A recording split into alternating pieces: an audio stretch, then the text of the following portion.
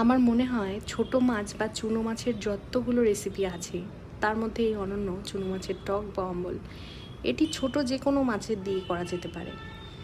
খুব কম সময়ে এবং চটজলদি তৈরিও হয়ে যায়।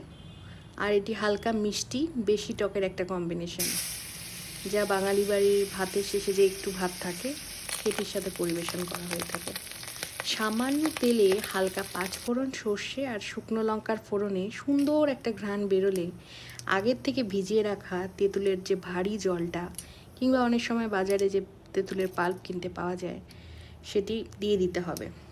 এরপর নুন মিষ্টি ব্যালেন্স করে ভালোভাবে ফুটে উঠলে শেষে মাছ এবং হালকা ভাজা জিরে গুঁড়ো দিয়ে নামিয়ে নিলেই কেল্লা ফতে।